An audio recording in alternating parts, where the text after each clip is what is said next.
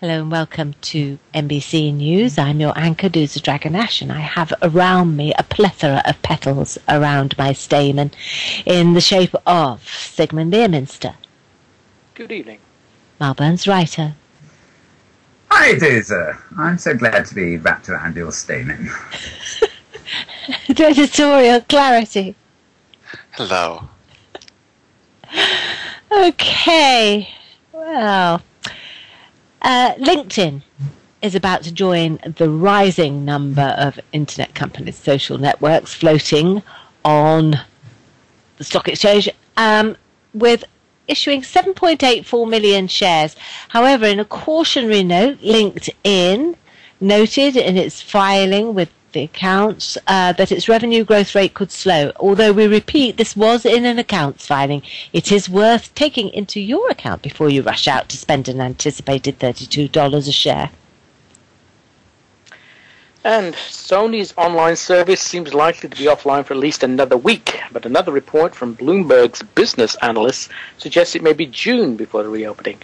Now, according to Patrick Seybold, Sony's Senior Director of Corporate Communications and Social Media, the company will be performing a series of security tests before reopening the system. Now, Sony's PlayStation Online network was compromised by hackers with credit card and other personal data being stolen. The company then revealed that its entire online entertainment operation had been affected, prompting a global shutdown. In the US, recent security concerns regarding access to personal data on portable devices has prompted Senator John Rockefeller to propose a new bill called the Do Not Track Bill. The aim would be to block website owners and marketeers from tracking the data of people who use their sites or software. Revelations about how iPhone and Android phone users can be tracked without their knowledge, which means that they haven't actually looked at their phones, has caused a flurry of activity from privacy activists.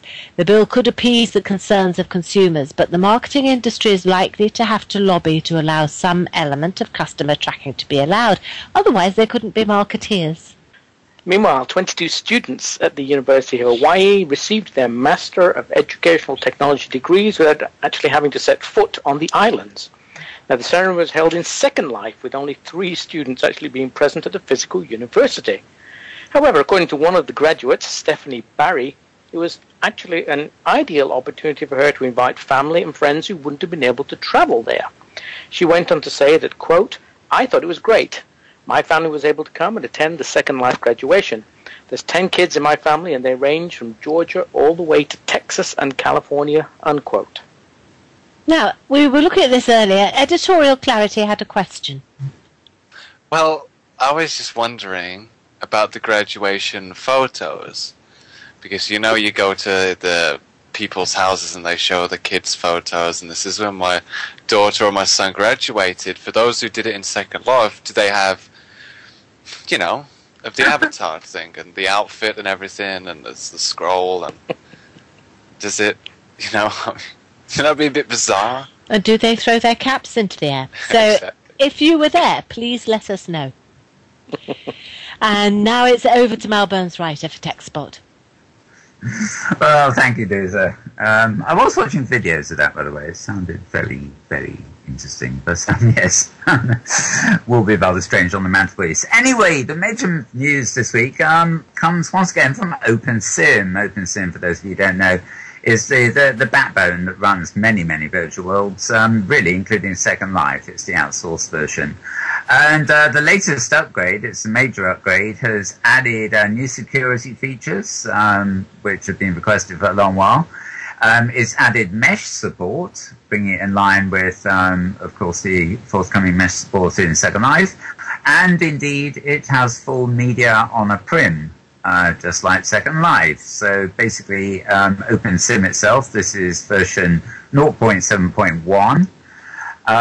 Really sort of becomes as much state-of-the-art as Second Life is in many ways. Now, 16 grids in all are currently running this latest version, and that's out of about 40 total grids that are actually in the Hypergates network, so they will be following suit accordingly. Some OpenSims will actually take a while to update to this technology because they're running simulators and where they've refined the code a bit to their own liking, and therefore have to do a lot more decompiling before they can recompile, if you see what I mean.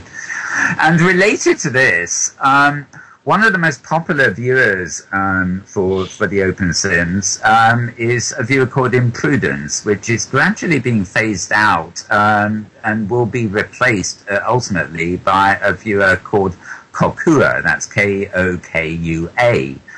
And the Kokua / Imprudence blog announced this week that version 0.1.0 has a test build available. Now, this is strictly for the geeks, so to speak. It's a test build, and they say it's likely to have many bugs. It might break your avatar or even eat your pets. Use it for testing purposes only.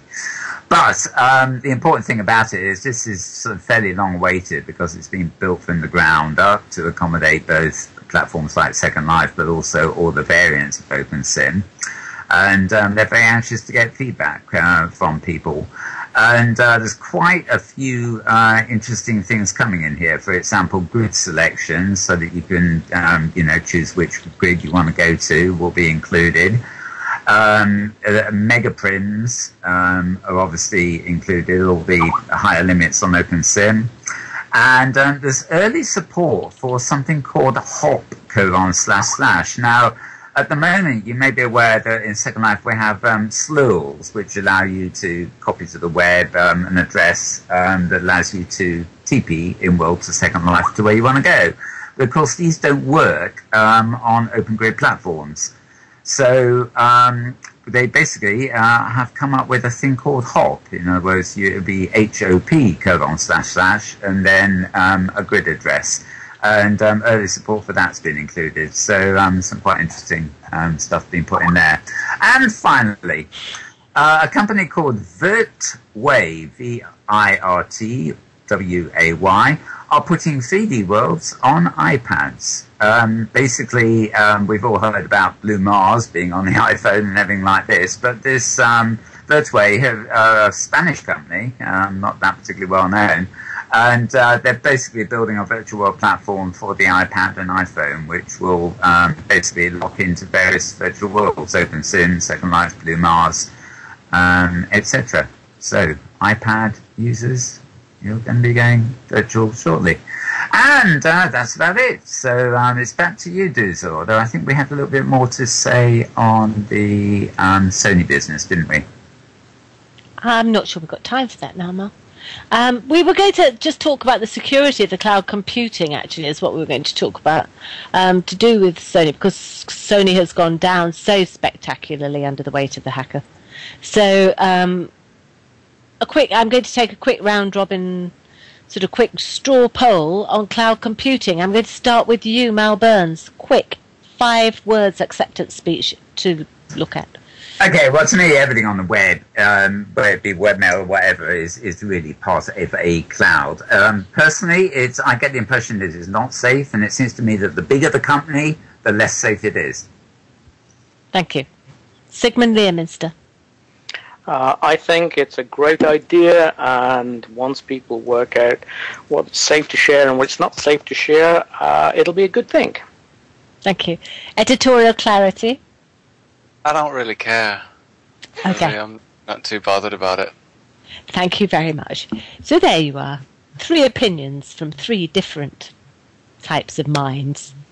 The Webby Awards, presented by the International Academy of Digital Arts and Sciences, will be fully interactive this year, with the ceremony to be held on June the 13th from the Hammerstein Ballroom, New York City, live streamed onto the net. In a partnership with, yes, wait for it, Facebook, and live streamed with the help of Major League Baseball Advanced Media streaming technology, the Webby Awards will be open to direct comment from the audience on the internet, and that audience will be witness to the 5-word acceptance speeches of the Webby Awards. Now, the awards ceremony are entering their 15th year and exist to honour outstanding and popular work from all areas of the net, with both a public voice vote and the committee vote. For a full list of the winners and the nominees, and very interesting reading, go to webbyawards.com. And now we have the public service announcements with Mr. Editorial Clarity. Thank you, Dusa.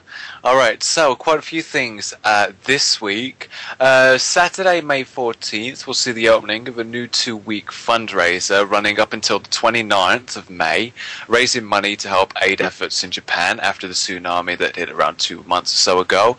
It's titled the Japan Relief Fundraiser. It has been set up by Miss Virtual World 2011, Serene Faith, and G Nirvana, and have got around 60 creators now in SL involved in helping to raise some cash to send to AmeriCares, the charity. If you want more information on this event, you can visit their website, www.japanrelieffundraiser.wordpress.com.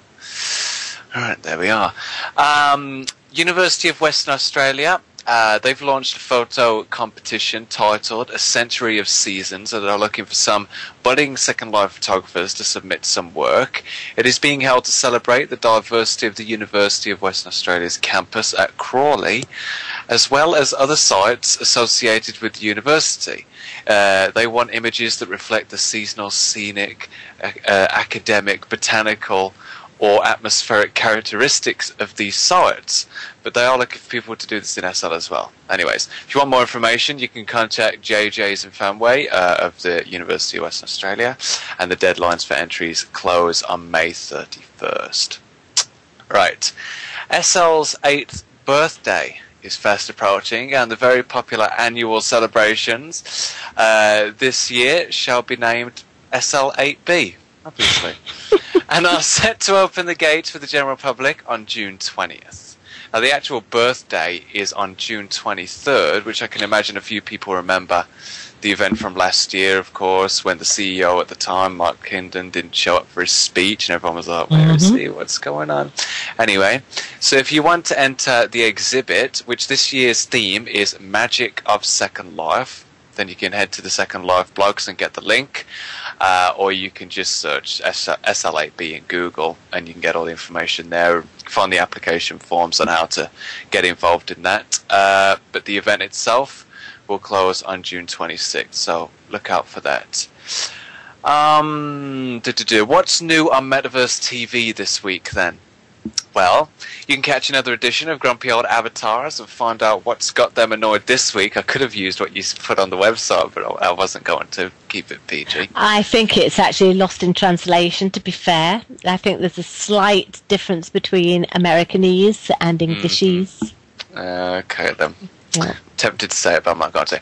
Yeah. And the usual Grumpies were joined by Dorney Daviau, is that how you pronounce it? And Kirsten Lee Kinketti, the Imprudence Viewer. Also, another edition of Claim to Fame is on the homepage. You can find out which two contestants were ejected from the show, where the theme was leather and lace. Now, finally, Paint SL Purple began at the weekend, and it's going to end on May 13th. And what they want, this is for Relay for Life as well, they want people to change their stores, their houses, wear purple, change things to purple. So Mal's doing a great job already. I don't need to change. And also, Relay for Life announced at the end of last week that they'd reached their $1 million mark, which they were sure that they were going to reach. That's $1 million they've raised since they've been in Second Life and fundraising. So, big thumbs up to anyone who's ever raised and donated some cash in some way, and you can continue to do that this Relay season too. And that's all from me, Deucer. It's back to you. Thank you, darling. And next week we will be adding to our Huey-side mails in the shape of Mr. Xavier Rusker with a new segment to our news from the Metaverse and beyond, sports news. Personally, I can't wait. So that's all we've got time for. Would you like to say good night and goodbye, everybody? Good night and goodbye, everybody. And good morning, good afternoon, evening. Good afternoon, good evening, tomorrow, depending on wherever and whenever you are, from an already spectacular purple one. Yes. Yep, and good night from me too. Okay, and goodbye and stay safe from MBC News.